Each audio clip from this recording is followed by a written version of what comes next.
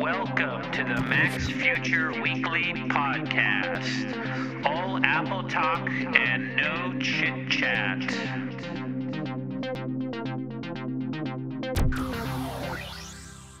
Hey, okay, welcome to the Apple Podcast. This is Lex at MacsFuture. It's been a while. Boy, I think it's been like a month since my last Apple Podcast, number 102. I've had, it's been a bad winter for me in terms of coughs and chest colds and all of that, and so it's been tough recording. But I'm back up, and this is Saturday, January 28th, and there's a lot of Apple stuff to cover, so here we go. This is a chit-chat-free podcast all about the Apple business, Apple products, Apple things, Apple ecosystem. So let's get to it. There's a lot to discuss. Again, this is Lex at MacsFuture. Okay, the first thing to discuss really is Apple's insanely great fiscal results. And if you were living sort of under a rock or something and didn't care about financial matters or Apple, you probably missed it. But on Tuesday, January 24th, this past week, Apple announced its quarterly results, financial results, for the fiscal quarter ending December 31st, 2011. And it was a shocker, an absolute unbelievable shocker. It was one of the greatest quarters any company in the world has ever had. And it just was mind-numbing. And so what were the results? Well, first, a little disclosure. I own Apple stock. I've owned Apple stock for a long time.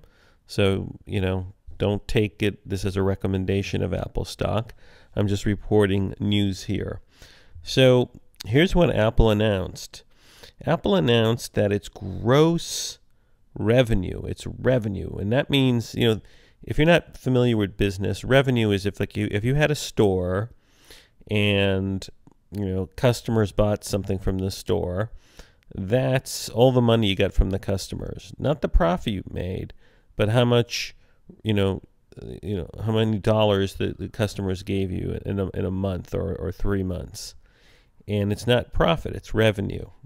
And so that means Apple's customers paid $64.33 billion. That's billion with a B in a 3-month period.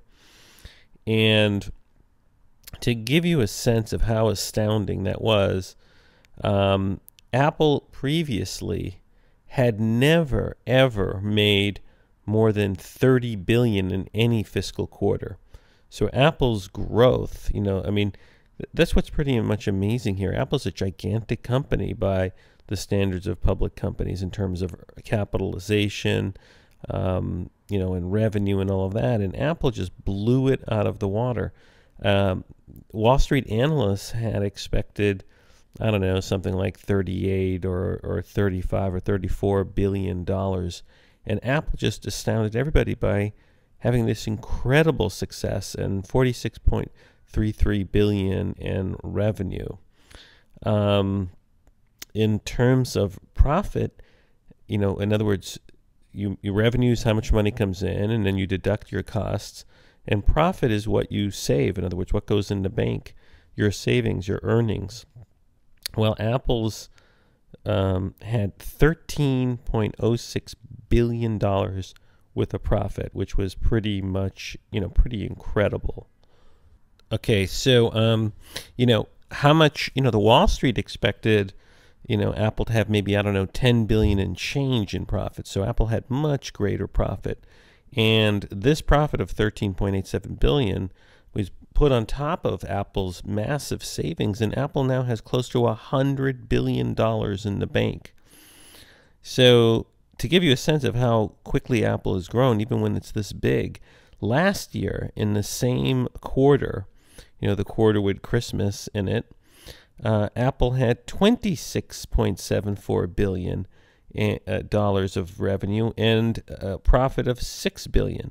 So Apple more than doubled its profit in 1 year in the same quarter. You always compare a quarter to the year before quarter because, in sales, the quarter with a holiday like Christmas, should be compared to the prior quarter with holiday as Christmas. So Apple's just like grown incredibly. And other numbers it released include the fact that in that quarter, Apple sold 37 million iPhones, which is 128% bigger than what they sold in the quarter last year, the same quarter. And Apple sold 15.43 million iPads in the quarter, which is an 111% increase from the year before. And it sold 5.2 million Macs, and which is a 26% increase, and 15 million iPods. So what's interesting is Apple now is selling more iPads than iPods. The iPods, which I guess includes iPod Touches, are being overtaken by iPads, and the iPhone's just blowing everything away. So this was just sort of stunning results. It came in after the market closed at 4 p.m., and Apple stock, which was already, I think at the end of the day, had been trading at $420, in the immediate aftermarket started trading at like $450. So it went up like by $30 just immediately in the aftermarket. So this is just amazing results. I think it shocked a lot of people. The economy's sort of been not doing well, and a lot of companies missed the quarter or had been doing well in the quarter, and Apple just sort of knocked it out of the park. Now also, Apple held a conference call. Tim Cook and Oppenheimer from Apple. What they do is they speak to analysts who call in, and you can call in yourself and just listen. And I did that, and I took some notes, and let me go over them. Okay, so here are some of the notes that I took about what was discussed in the conference call. Tim Cook or Apple emphasized that Apple's now doing very well in the enterprise, which is business. And basically they said that many enterprise companies are using the iPhones. Apple mentioned some of the companies, including Dutch Shell, Credit Suisse, which is a big investment bank, Nike, and even Facebook. Here's another interesting tidbit. Apple said that the iPhone 4S is now available in 90 countries. And the increase in the iPad sales was more than 100%. They also said that the adoption of the iPad in business is growing, and that they mentioned companies like Coldwell Banker and Sotheby's using the iPad, and also Bed Bath & Beyond and various wineries, as well as a Chinese airline company. They also emphasized on the call that students and teachers and administrators are using it, and that there's 1.5 million iPads used in schools. So that's a pretty big number. Now, the week before, Apple had done this event at the Guggenheim in New York and unveiled its entry into the textbook market and released the free, sort of multimedia ebook authoring app called iBook Author. And in the call, they said that iBook Author is doing well, as well as the new app, iTunes University app, and that 3 million copies of iTunes University have been downloaded. They basically also emphasize that customers really like iOS 5, the new operating system for the iPhone and the iPad, that customers like the notification center, the reminders, iCloud. Here's another interesting factoid from Apple. Since the App Store for the iOS has been released, Apple has paid developers $4 billion so far. So that's interesting. It shows you how good the ecosystem is for Apple and for third-party developers. Apple also said that half of all Macs sold were to customers who never owned a Mac before. So Apple is growing the Macintosh line. It's probably a halo effect from all the iPhones and iPads that it's selling. So a lot of people who never had a Macintosh before are now buying a Macintosh. And also in terms of its retail stores, the revenue increased 40%, the average revenue compared to before, and there's a 45% increase in store visitors.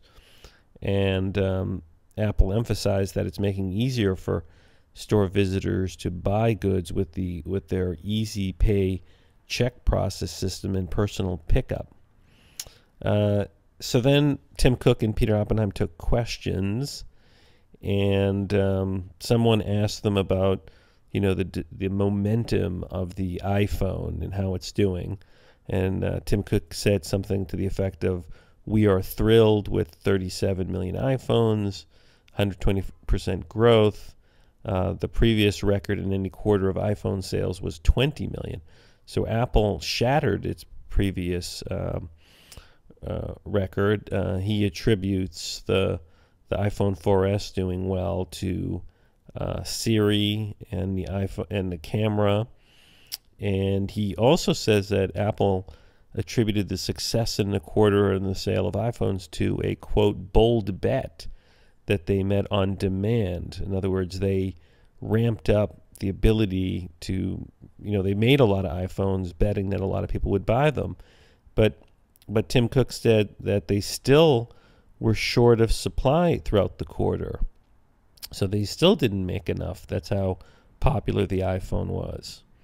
Apple basically said the strength, they had strength in sales in all their regions, but in particular in the United States and Japan, and that iPhone sales in Greater China were very good, even though no iPhone 4 sales occurred in China until after the quarter in January. So in other words, this crazy quarter that Apple had, they were selling iPhones like crazy in China, but officially they didn't even start selling the iPhone 4S, the latest iPhone, until January. Another question had to do regarding, does Apple have a nice mix of iPhones between the cheapest 3GS iPhone and then the iPhone 4 and the iPhone 4S? And Apple emphasized in the answer that the iPhone 4S was the most popular iPhone that they sold. In other words, they didn't sell a lot because everybody's flocking to the cheaper iPhone 3S. It's because people really want the brand new one. And somebody asked, if Apple could talk about the pent-up demand, and also the person asked, does component environment allow you to address catch-up demand? In other words, can Apple really, catch up to this crazy demand that they have for their products? And I think Tim Cook said, we will not comment on current sales trends, he said. Demand in China has been staggering. That's how Cook described it, that the demand is staggering, and that they are selling through resellers and online stores, and that demand is, quote, off the chart. Cook also said that the component environment is favorable and allowed overachieving on gross margin. Now, Apple's gross margin, what is gross margin? Gross margin is, for every dollar of sales, how much of it is a profit. And Apple's gross margin in this quarter was stunning. It was like well over 40%, something like 43%. And so what Cook is basically saying is the supplies and the components they got good deals on in terms of cost, and so that helped them achieve their high gross margin.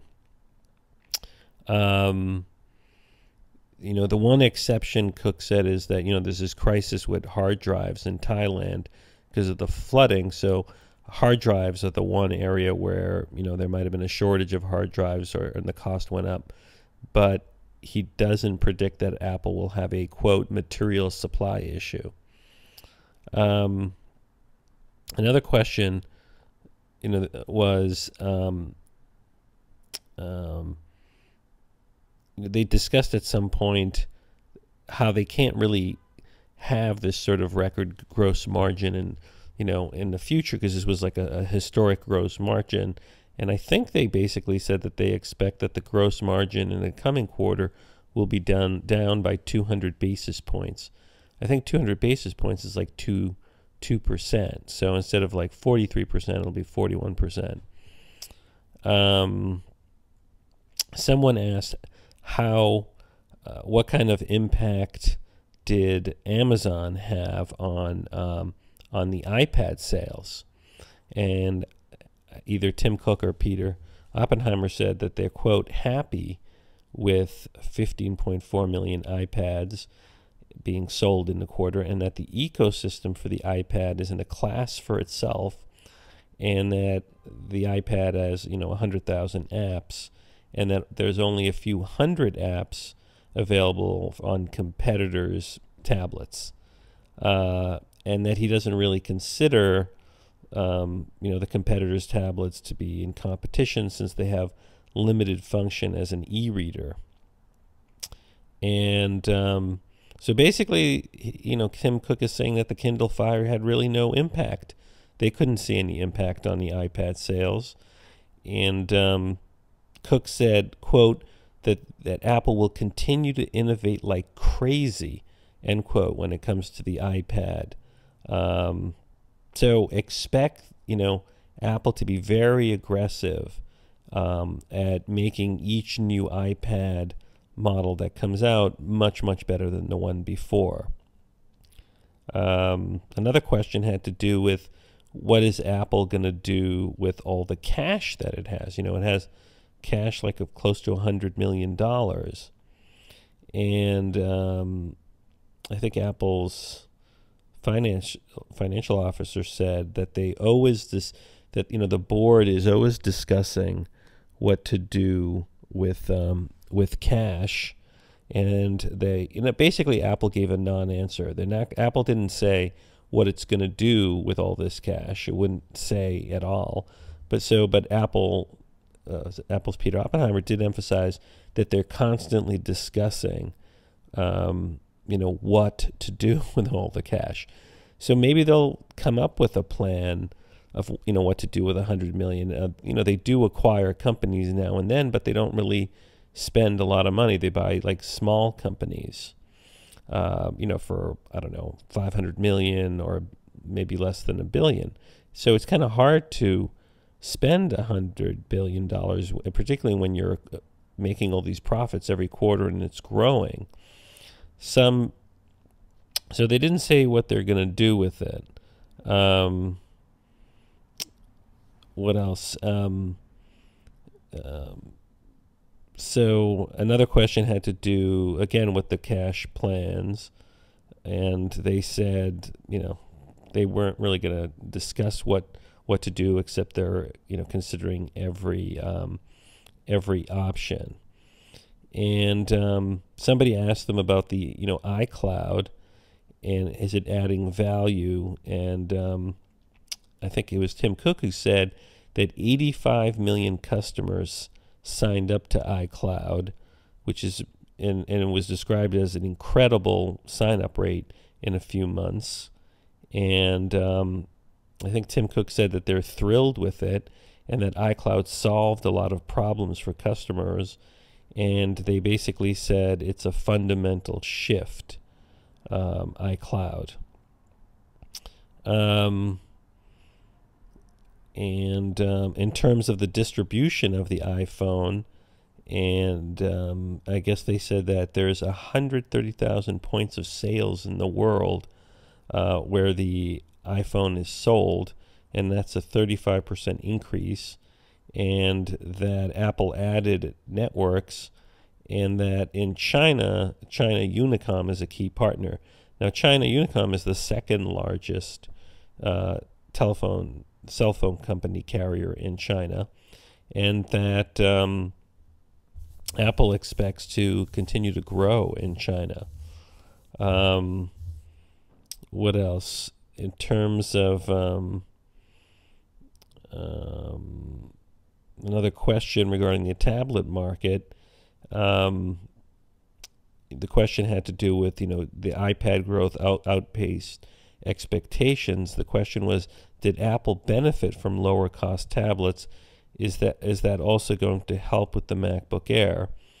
And Tim Cook said, that he'd looked at the U.S. data on a weekly basis after the Amazon Kindle Fire was launched, and he said, quote, it had no obvious impact and in terms of iPad sales.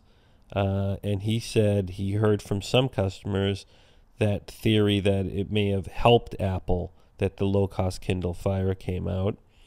And he pointed out that in the education market, Apple sold twice as many iPads in the education market as Macintoshes. He also pointed out that, altogether 55 million iPads have been sold since the iPad was launched in April 2010. So another question had to do with the Android devices versus the iPhone and whether it's become a two-horse race. And Tim Cook says he doesn't compare, I guess, the iPhone to the Android. He says Apple sold 315 million iOS devices altogether. That's iPhones, iPads, and 62 million iOS devices in that quarter. So that would be iPod Touches, that would be iPhones and iPads. Now what's interesting is if they sold 62 million iOS devices, and so you can figure out how much iPod Touch is, because Apple announced that it sold 37 million iPhones and it sold 15 million iPads. So that's that's 52. So they sold about 10 million iPod Touches. That means only 5 million of the regular old-fashioned iPods were sold. So that's kind of interesting. So that's it. That's pretty much my notes. Apple, just had a tremendous quarter, and we'll see what's going to happen going forth. Now, one of the sites that I like to read and one of the persons I like to listen to is Horace Daydew. He's a former Nokia executive who's got this blog called ASYMCO, and he does these great charts, and he really delves down and he studies Apple and does looks at the financial results and comes out with interesting ways to look at it through his charts. So he had a post out on January 27th entitled Apple's Fourth Quarter 2011 Growth Scorecard, and he has a chart which shows, going back from the first quarter of 2007, the percentage growth quarter after quarter in growth. In other words, how quickly Apple's growing. And basically he says the chart shows that earnings growth has maintained about 50% growth since 2009. In other words, the profits quarter after quarter grow by 50% or more since 2009. The one slowdown was in the third quarter of 2011, which was, remember, back in October, Apple had only a 39% growth in profit. But if you look at that from 2009, Apple had 61% growth in profit, followed by 67% growth in profit, followed by 70% growth in profit, by 82%, and in this quarter was 72%. Part of why Apple missed the prior quarter was because, remember, the iPhone normally launched in June, and instead it launched in October, the iPhone 4S, the new one. So, a lot of that revenue was pushed into this quarter. That's probably what happened.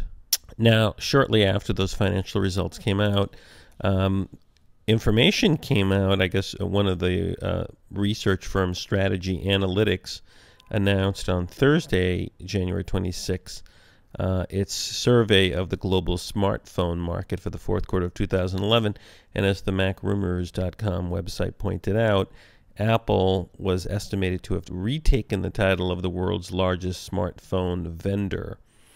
And it basically says that Apple, Apple's 37 million iPhones sold in the fourth quarter narrowly eclipsed Samsung's quarterly smartphone shipments of 36.5 million units. Now, the thing is, Samsung is selling an Android phone, and there are other Android sellers. So Apple just sells one phone, the iPhone. But it's interesting that it reclaimed number one, because Samsung is selling all sorts of Android phones, and Apple's just selling one. So, that's a good result. Also, MacRumors pointed out that AT&T announced its results, and AT&T had a record-smashing quarter for smartphone sales with 7.6 million activations. So AT&T, just like Verizon, its hottest selling smartphone is the iPhone. So, this little graph shows how massive the increase in iPhone activations were by AT&T, much more than Verizon. Verizon had 4.3 million activations in the fourth quarter of 2011, and AT&T had 7.6. So, and according to this article, AT&T touts its lead over Verizon in iPhone activations. So, the iPhone, I think, is just going to get more and more popular, because it's only, now on Sprint, Verizon, and AT&T in the United States, and soon it'll probably come to T-Mobile. And soon, if not now, it's going to be selling the iPhone 4S in China, which is a huge market. So we'll have to see how sales go. Now, one bad piece of information for new iPhone customers is that AT&T recently announced that it's raising the cost of having a data plan, particularly if you're a new customer.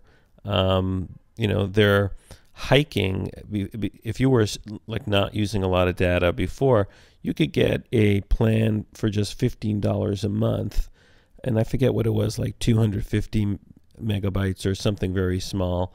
But now they're forcing you to get at least a $20 plan, and also you can't get any more, if you're a new customer, the $25, 2 gigabyte plan. They're forcing you to get a $30, I think 3 gigabyte plan.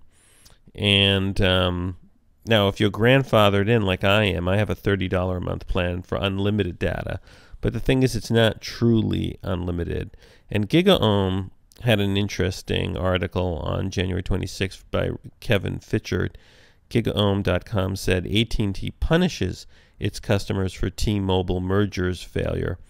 And the article basically says that, I guess on AT&T's conference call, its CEO implied that its new data rates are a result of its failed effort to acquire T-Mobile, because the government stopped it. In the article, it says that the AT&T CEO blasted the Federal Communications Commission for picking winners and losers in the wireless industry. I don't know. It sounds like, as GigaOm said, this is just plain vindictive. So I think what AT&T is doing, it's trying to squeeze more money from customers. And I got to tell you, I find this very, very annoying. I think we're paying way too much money for telephone calls and data. If you think about it, let's say you have an unlimited data plan like I do. Really, telephone calls are data. They're data. So if I have an unlimited data plan, why am I paying additional money for the telephone calls? Really, we should be paying just like $35 a month for phone calls and data. And I think companies like Verizon and AT&T are charging us way too much money. Okay, so soon after Apple announced these incredible results this past Tuesday, the New York Times ran a series of articles, including on its front page and in its business page, and it was prominently put on their website, essentially ripping into Apple. And basically the article was entitled, "In China, Human Costs Are Built into an iPad." And basically, the New York Times talked about, how Apple outsources the manufacturing of the iPhone and the iPad and some of its products in China, and uses this gigantic company based out of Taiwan that has, huge number of employees in China and called Foxconn. And basically the article talks about how, terrible conditions, that they live in dormitories there, the workers, that they work like 12-hour shifts, that they're, not paid very much, that the conditions are bleak, and, and basically saying, Apple, basically saying this is Apple's responsibility because it's Apple's subcontractors. Now, buried in the article, it does say Apple is not the only electronics company doing business with a troubling supply system. Bleak working conditions have been documented at factories manufacturing products for Dell, Hewlett-Packard, IBM, Lenovo, Motorola, Nokia, Sony, Toshiba, and others. And, in this article, it talks about like anonymous former Apple executives saying that, Apple, doesn't do enough to make sure that its subcontractors, have better labor conditions. And, this sort of came out, this was big news because Apple had this incredible, profit this quarter. And a lot of people then taking this New York Times article and saying, oh, look, Apple got this profit on the backs of like these poor Chinese workers. And, it's at a time also that President Obama gave his annual speech, and he's basically saying, we got to bring back these like factory jobs back to the United States. Now, Tim Cook, he addressed the accusation regarding that Apple's suppliers mistreat factory workers, and he responded to Apple's staff with an email that brands the report in the New York Times patently false and offensive, and that he said that he's outraged by the report and reassured his team that, quote, "We've made a great deal of progress and improved conditions for hundreds of thousands of workers." And let me give you a little quote from what he said. So cultofmac.com has the email, and this is some of the quotes of what the email from Tim Cook to the employees says. He said, quote, "As a company and as individuals, we are defined by our values. Unfortunately, some people are questioning Apple's values today, and I'd like to address this with you directly. We care about every worker in our worldwide supply chain. Any accident is deeply troubling, and any issue with working conditions is cause for concern. Any suggestion that we don't care is patently false and offensive to us. As you know better than anyone, accusations like these are contrary to our values. It's not who we are. For the many hundreds of you who are based at our suppliers' manufacturing sites around the world, or spend long stretches working there away from your families, I know you are as outraged by this as I am. For the people who aren't as close to the supply chain, you have a right to know the facts." And then he goes on about how Apple, inspects factories, than a lot of other people and other companies, and flags issues. So he was pretty outraged. And anyway, so I also had something to say, and so I wrote this blog post, and it was entitled, "Why Doesn't the New York Times Ask What the Government of China is Doing Instead of Dumping on Apple?" And I pointed out that buried in the story is the acknowledgement of about other manufacturers. Yet I said this, yet curiously in the article by the New York Times, there is no mention of the role of the Chinese government, where all the plants and labor problems exist.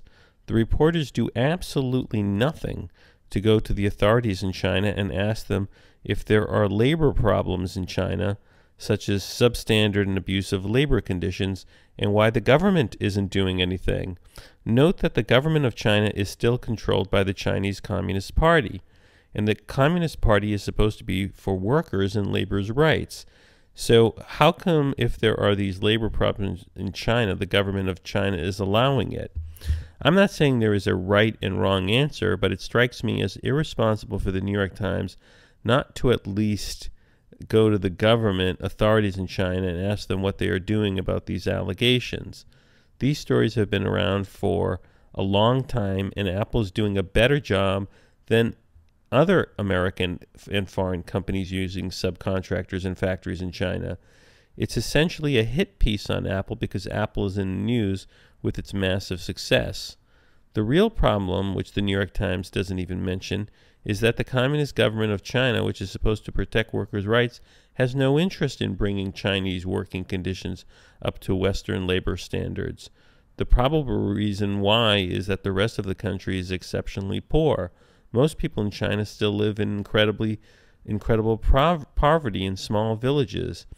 Yes, the conditions in the factories at Foxconn are bad by Western labor standards, but they are good by the standards of the misery that most Chinese peasants still live in. That is why they flock to Foxconn and try to get a job there.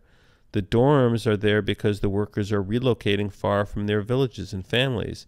So the stupid part of this article is that pretty much our entire economy is based on importing goods made in China with cheap labor. If Apple had a level playing field, it would manufacture entirely in the United States. But Apple is facing competition from Asian manufacturers like HTC in Taiwan, which wouldn't hesitate to take advantage of the low labor costs in China. This is the whole outsourcing debate that has been going on for 2 decades. Every Democratic president, starting with Clinton, as well as every Republican president, has been pro-open borders, open trade, and outsourcing manufacturing. The only way we can stop using goods that have lower labor standards and costs is by making every foreign country agree to the same labor conditions and rights, or ban all imports if they don't comply. Good luck with that. If you start banning imports, people will get pissed off with the higher costs and the inevitable inflation. So, it's a real conundrum. Now, what's interesting, a little after that article came out from the New York Times, another part of the New York Times called the Leddy, which isn't as highly visible, the New York Times translated comments from Chinese readers in China. And the comments from the Chinese readers who know what the conditions are in all of China really attack the New York Times, and MacNN.com linked to that and that post, and I have a little quote. So here's what it basically said. One user who posted a comment on Cakeson was particularly scathing in his attack on the article's seeming focus on just Apple, when in fact much of the rest of the tech industry also relies on Foxconn and factories like it to provide a never-ending parade of cheap consumer goods. Quote, if not to buy Apple, what's the substitute, Samsung? End quote, he wrote in a translated post.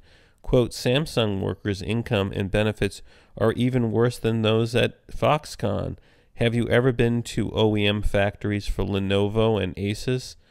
Do you know that Ajo's Shenzhen factory will not pay their workers until the 19th of the second month? If a worker quits before then, I'm sorry, your salary will be withdrawn. Foxconn never dares to do such things, he continued. First, its profit margin is higher than its peers since they manufacture for Apple. Second, at least those foreign devils will regularly audit factories. Domestic brands will never care if workers live or die. I'm just speaking as an insider of this.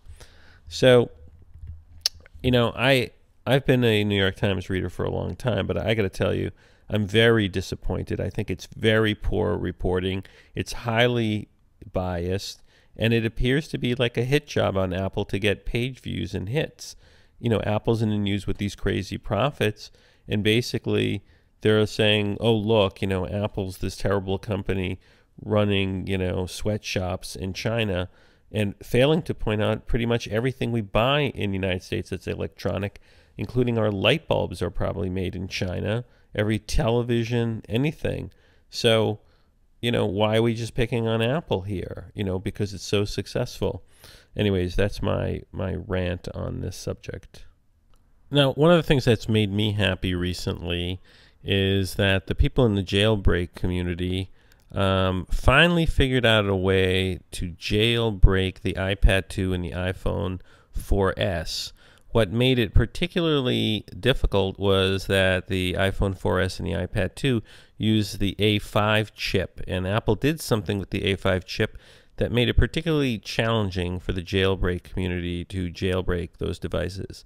So I did jailbreak my iPhone 4S as well as my iPad 2, and Apple has improved its operating system a lot, and so reasons to jailbreak have sort of lessened, but there's still reasons to do it. So the Verge.com had, I broke the story, or was one of the people that broke the story about the jailbreak coming out on January 20th, 2012. And it's called the Absinthe Green Poison jailbreak. And it's kind of easy to do. You download this Absinthe program on a Mac. You connect your iPhone or iPad, and you jailbreak it. Now, you shouldn't do this unless you're willing to take the risks that it could brick your iPhone or iPad. But the one time, a long time ago, when I bricked my iPad, I just took it to an Apple store, didn't say, much, and they restored it. They just connected it to some machine. Now, let's just discuss some of the cool things that I was able to do after I jailbroke my iPhone 4S. Now, one of the reasons that I jailbroke my iPhone 4S as well as the iPad is, cool things. And one of the cool things that I have in there is, is the screen recording app called Display Recorder. I really like it. It's this app right here, Display Recorder.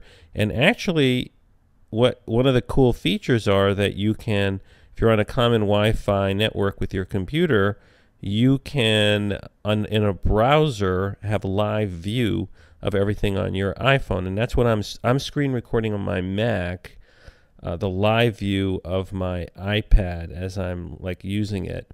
And it also works with your settings, and if you're going to settings like this, you'll see you have Display Recorder and something called Activator. But look at Display Recorder. If I can also have it show taps always, and then you can see my little finger screen taps. So this is a great app because you can, do a video screen record of anything on your iPad and save it to your photos. And also you can put on in your setting this thing called Activator, which is incredibly powerful because you can trigger all sorts of, things that Apple's operating system doesn't trigger to activate things. So for example, from anywhere on your iPhone, if you want to double press the home button, you can then have it do something. Like you can have it launch the iPod controls, or toggle on and off the recording for Display Recorder, or you can have double tapping on your iPhone home button activate I don't know, like particular apps. You could, if you double tap the home button, you can have it compose a tweet. So watch, I'm gonna like set that anywhere, double tapping the home button. Now watch this. I'm going to double tap the home button, and there's a tweet for MacsFuture. So I'm gonna like dictate the tweet. I am doing my Apple podcast, and there we go. Doing my Apple podcast using the Siri dictation, and send it. So that's pretty cool. So I'm gonna shut that off. I don't really need that. So I'm going to get rid of that. Now a newer sort of cool jailbreak thing that I added was a little tweak, a jailbreak tweet that allows Siri to launch apps now, or shut down the iPhone. Now, I'm not going to shut down the iPhone, but you know, Siri, the way it comes from Apple, currently doesn't control apps. But if you put in this free tweak in the jailbreak community in Cydia store, you can do that. So I'm going to show you. I'm going to launch Siri and say open eBay app. Searching the web for eBay. Okay, let me try it again. Open eBay. Searching for eBay. Okay, launch eBay. There we go. So it launched the eBay app. Let's try something else. What other apps do I have? I have, let's see, I have, what other apps do I have? I have, I don't know, what's a good app? G+. I know it won't do that one. How about Podcaster? So I'm going to go open Podcaster. Now playing waiting. No, that's not it. Open Podcaster app. Ever so sorry, smart. All right. So I don't know. It's having problems. Well, anyways, it's a cool function when it works. Now, the other thing that's cool is there's a jailbreak tweet that you can put in that allows you to tweet from Siri. So I'm gonna I'm gonna do that right now. Tweet, I really like the jailbreak for the iPad 2 and iPhone 4S. Send tweet, I really like the jailbreak for the iPad 2 and iPhone 4S. So that's kind of cool. Now, one of the things I noticed, like in the default, that jailbreak thing is called Sirite, and it doesn't give you a chance to edit your tweet. So if Siri makes a mistake in how it dictates and translates the tweet, it's not going to work too well. Now, the other jailbreak apps that I like is My3G. My3G allows you to do things that you would normally be restricted to do on 3G. So, for example, you can use FaceTime over 3G, and you can also download without data limits on iTunes or the music, even if it's over like 20 megabytes or something. And then there's like a tethering app, PDNA Net. This is one of the better tethering apps because it supposedly can hide the data so that the telephone carriers like AT&T and Verizon can't tell that you're tethering without their permission. And so those are the jailbreak apps that I like. Pretty cool. Okay, so the other thing that came out this week, I guess on Thursday, that I recommend is a new book on Apple and Steve Jobs written by a Fortune magazine writer named Adam Lashinsky. I bought it on iBooks for $12.99. It's called Inside Apple, and it's very different than the book that came out on Steve Jobs earlier this year after his death. This one is much more into like learning about how Apple did things under Steve Jobs, the sort of inner workings of Apple, and then looking at it in the context of business and how other companies run. And, I've just started reading it, so I'm not going to give it away to you. Other people have given away a lot of the content that's in there. But I recommend it. I think it's a good book. It's very different than other books in terms of, thinking about and analyzing the business methods, the unique business methods of Steve Jobs and Apple. So check it out. It's called Inside Apple. Now, one of the more touching pieces of information that came out this week is that Bill Gates gave an interview to the London Telegraph, and he talked about, among other things, his relationship with Steve Jobs, Bill Gates, and I'm looking at MacNN.com, which reported on this, and the touching part is this. Apparently, Bill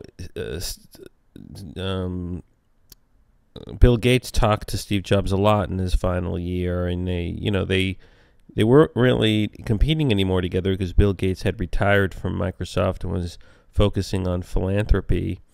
And at some point, Bill Gates sent Steve a letter, and he's told the Telegraph, he said in the letter, "I told Steve about how he should feel great about what he had done and the company he had built.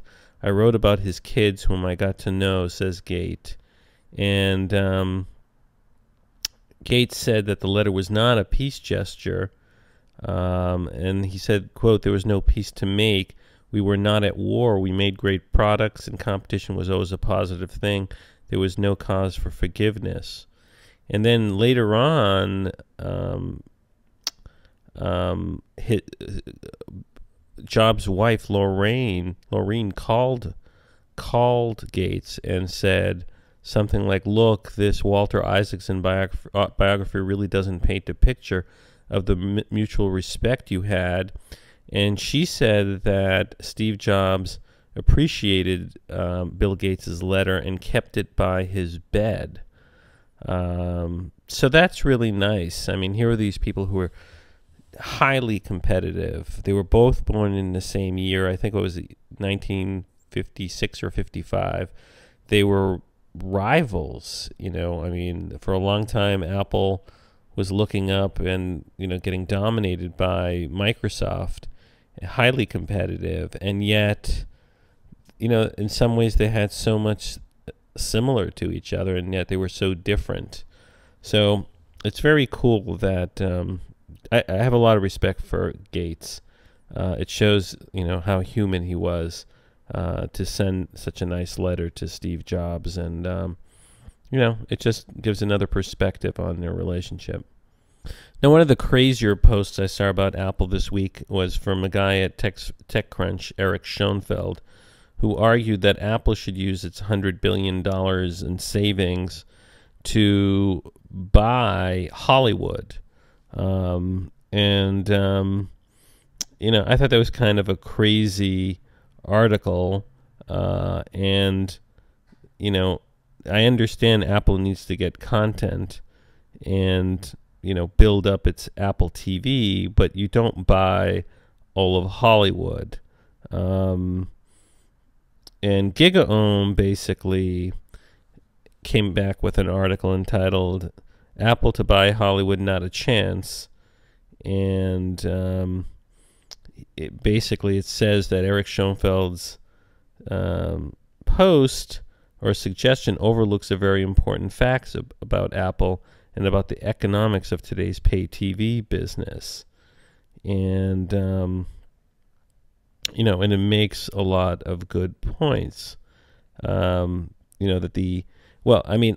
I mean, I'll basically say it, which is you can't really buy these studios and the current economics, because if you bought those studios, you buy their cost structure, you buy their employees, their labor. It's just not worth it. What Apple can do instead is just bid on the rights for content or develop its own content. So Apple shouldn't go out and buy large TV companies like CBS or NBC or movie studios. Apple should, Apple could bid on content. For example, Apple could bid on the NFL rights and pay billions of dollars to the NFL to outbid DirecTV or the cable companies and the rights to televise through Apple TV NFL football. Because I'm telling you, if you did that, Apple, you'd sell a lot of Apple TVs. Every football fan, if you sold the NFL package on, if you bundled that into Apple TV, everyone who follows NFL football is going to buy an Apple TV. Similarly, Apple could, bid on the rights to distribute movies.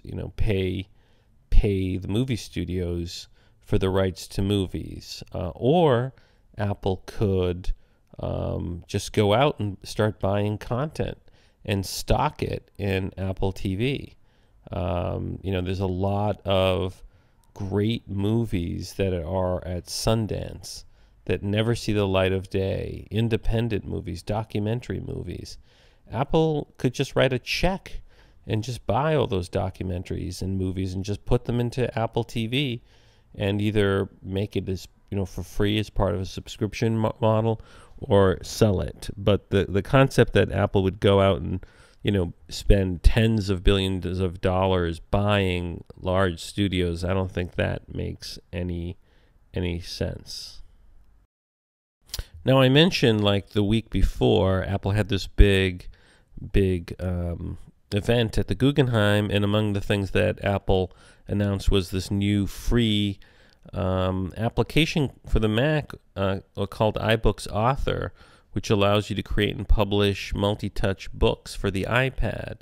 And there's been a little bit of a controversy with that, because if you want to sell any book that you put together using this tool, you have to sell it through iBookstore. You can't, in this format, which is a multimedia format, you can't do it through some other store.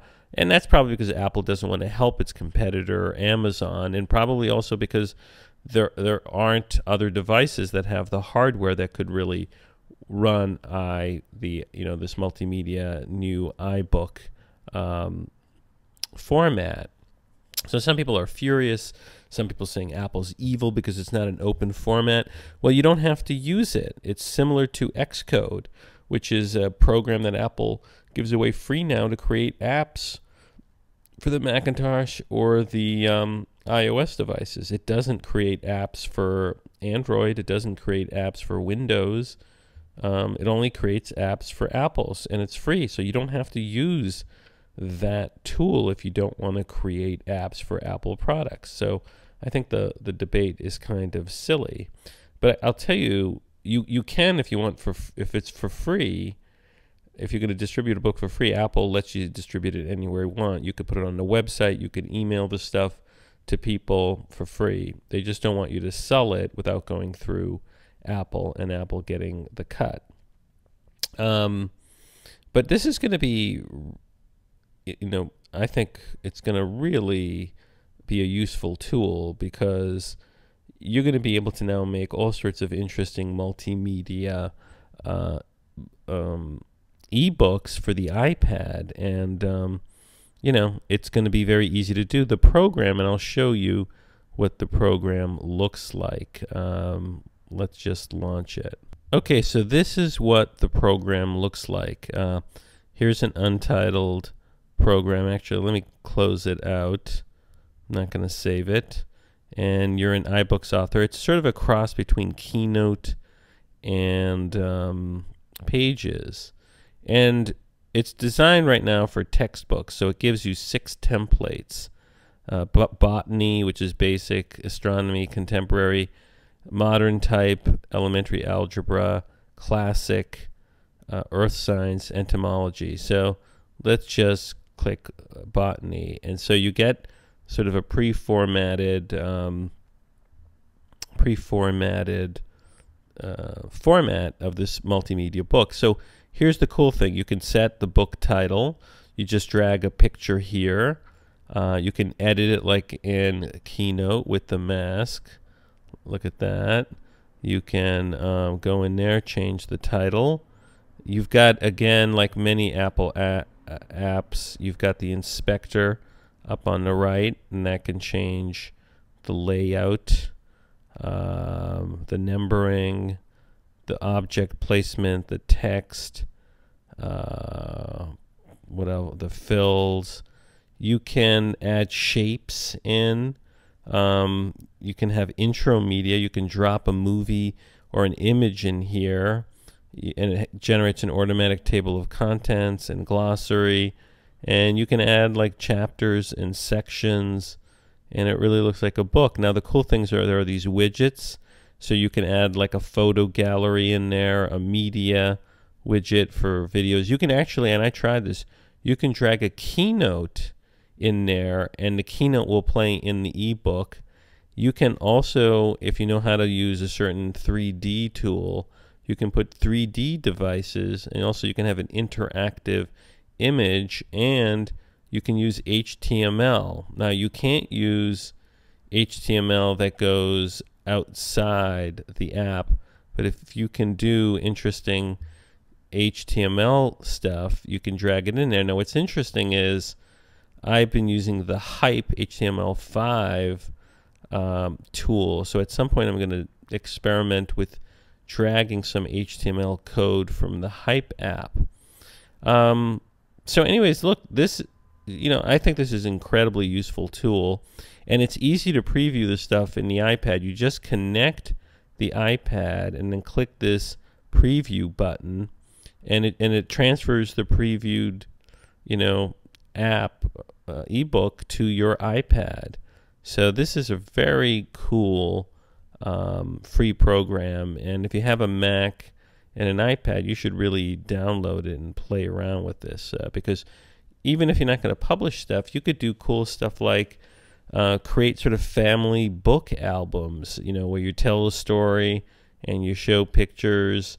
So it's just it's another tool for creating content like like Keynote or Pages, but you can now author your own sort of very interactive ebooks.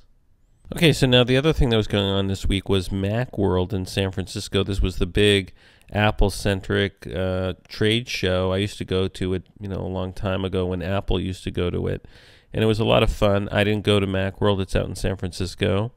But one of the things that caught my eye is finally we're starting to see more and more Thunderbolt products, and MacRumors had a nice article about at Macworld that there is from Western Digital. They were showing their MyBook Thunderbolt Duo, and these are very cool because these are hard drive based Thunderbolt drives, but the wild thing is that they can get speeds of like 240 megabytes per second, and you can daisy chain a whole bunch of these things because they have Thunderbolt cables. So that, I think, is very exciting.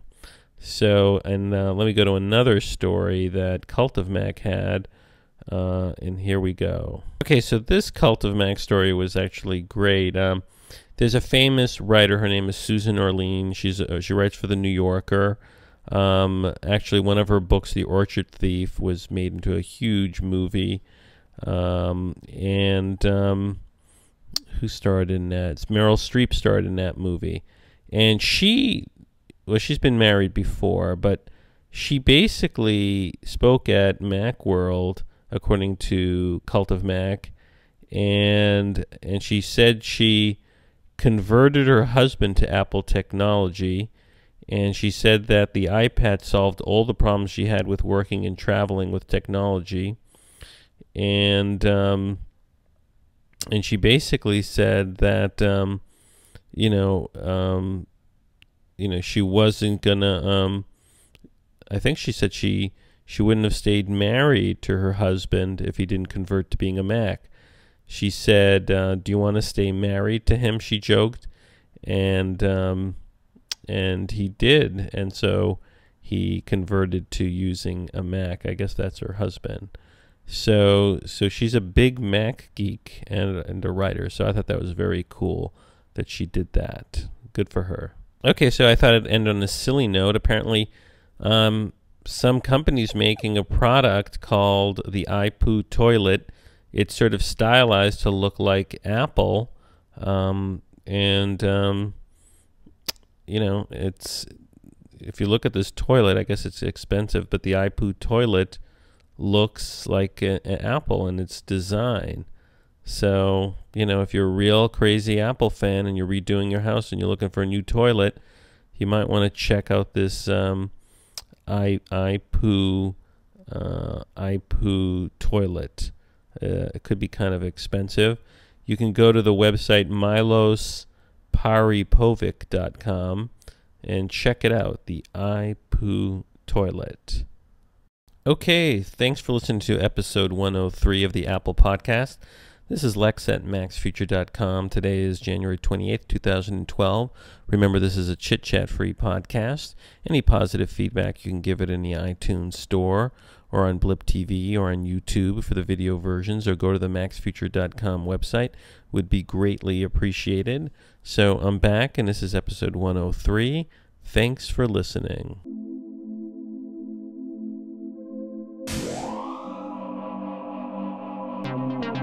This has been a MacsFuture production.